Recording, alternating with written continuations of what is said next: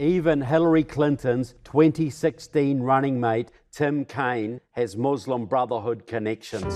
In May 2012, Democrat leaders Nancy Pelosi, Andre Carson, and Keith Ellison joined CARE leader Nihad Awad and other Muslim Brotherhood operatives at the founding of the National Muslim Democratic Council. According to a confidential memo, the group had three main goals: re-elect President Obama, defeat anti-Muslim Brotherhood Florida Congressman Allen West, elect Virginia Governor Tim Kaine to the US Senate. Tim Kaine has long been close to the Muslim Brotherhood Front, MAS, or Muslim American Society. A MAS leader, Marty Bray, boasted his organization had helped first elect Kaine in 2005 by signing up 65,000 new Muslim voters. In May 2007, Governor Kaine keynoted one of Marty Bray's MAS fundraising events. Marty Bray had self-identified as a Hamas supporter at a 2000 rally in Washington, D.C., addressed by the infamous Abdel Rahman Alamundi. Anybody support this Hamas here?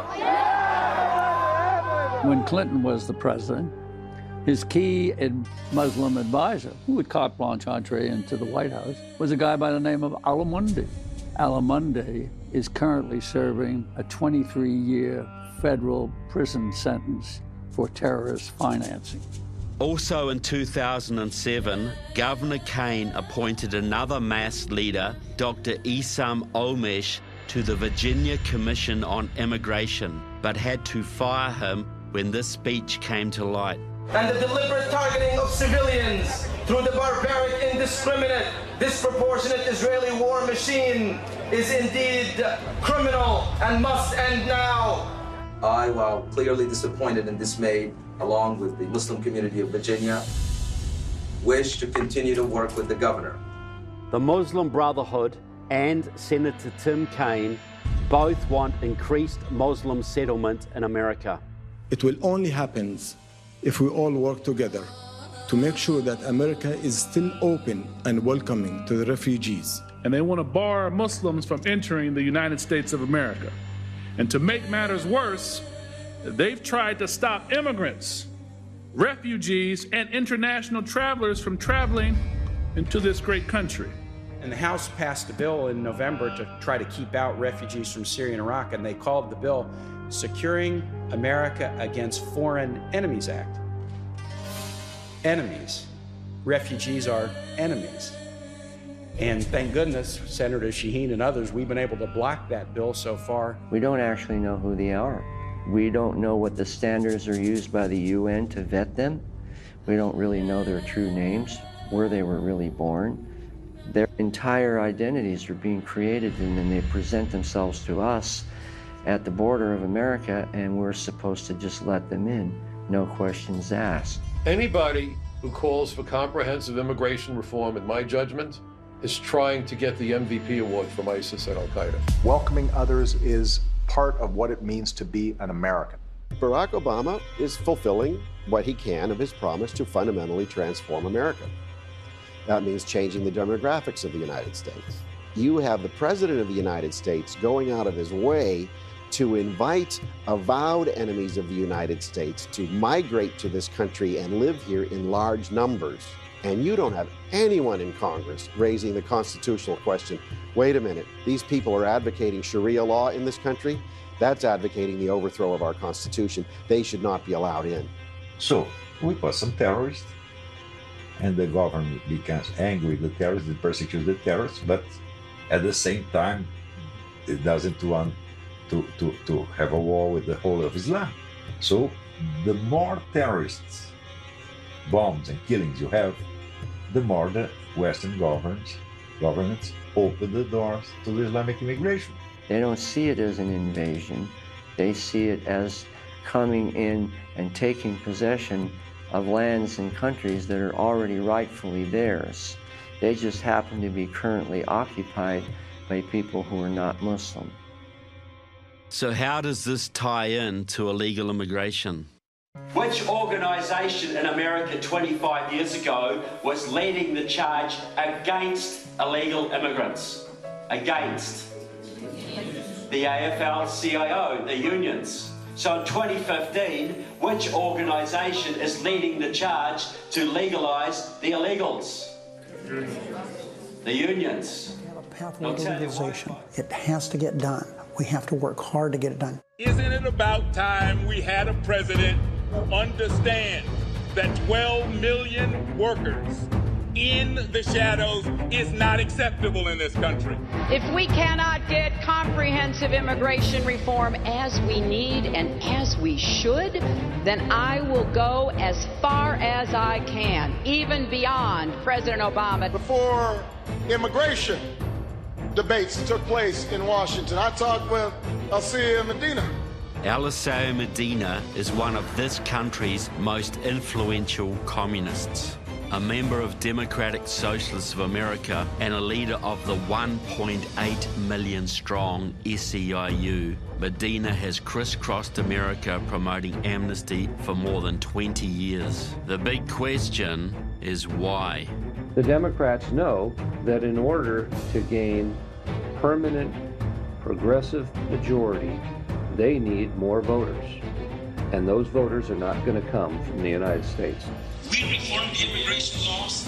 It puts 12 million people on the path to citizenship and eventually voters. And there's not 11 million of them. There's between 20 and 50 million. And we add to that the million Latino citizens who this year will turn 18, plus all our allies in the African-American community, the LGBT voters and younger voters. We have to register every single Muslim to vote in 2016.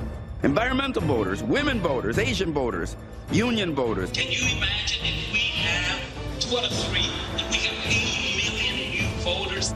The Muslim vote can be the swing vote in major states. We will create a governing coalition for the long term, not just for an election cycle. Together, we are the new American coalition that will dominate politics for decades to come. The last presidential election, Mitt Romney, the Republican candidate, lost that election by 2.5 million votes. So if you can legalize 10, 20, maybe 30 million illegals in this country and give them voting rights, the majority of whom 75% will vote Democrat. They know that. So that will give the Democrats 10, 20, 30 million more votes. So how can the Republicans ever expect to compete with that? They can't. They just simply can't. I mean, it's fait accompli. It's game over. They can't. So from that point, effectively, you have a one-party state in America, which will be controlled by the Democratic Party, which is controlled by the unions, and the unions are controlled by the Marxists. So these people that come to this country for better wages, for better futures for their families, for the liberties they don't have in their own country, are being used by the communist-controlled unions to turn this country into a communist state. That's exactly right. That's exactly right. Their enjoyment of the freedoms and the benefits of American society will be very short-lived. So why aren't your intelligence services protecting America from these internal threats? The FBI is not allowed to be concerned about these issues anymore. It has literally become a career-ending offense for an FBI agent or official to reflect a level of concern about the extent to which there is Muslim Brotherhood influence taking place here. The most obvious indicator of their access is what we call the Great Purge of 2011 and 12, when all the training material that was deemed by yet unnamed specialists within the Muslim community designated certain portions of training courses as being inflammatory, inaccurate, stigmatizing, or racist or bigoted. You were training people in the Muslim Brotherhood network. What happened to you? What kind of pushback did you get? When I set up the training, I did it because of my frustration, and I did go through the proper channels in the FBI, laid out the training program, and said, this is the problem. We have a massive network here. We have agents and analysts and leadership, quite frankly, that's unaware of this. will you support this? And initially the response was absolutely. You know, I come from a background, I'm a Naval Academy graduate, I'm a combat veteran in the Marine Corps. I believe in this country, and I believe in doing what needs to be done, you know, mission accomplishment. And here was a huge gap in what the FBI wasn't doing. When you have a gap, you train people on that. And so I did it. Now, I had poured months and months of my time into this. Afterwards, what happened? I went back to the office, got a pat on the back. They said, my supervisor said, good job. Don't ever do that again. And oh, by the way, because you've been pouring all your time into training, here are the things that you're delinquent on.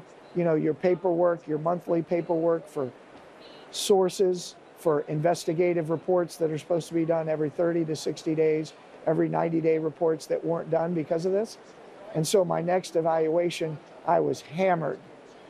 And it was clear to me that both headquarters and the office were not happy that I had done this, because what I had done was exposed the organizations that FBI headquarters and the Washington field office were actually working with were jihadis, were terrorists, are terrorists.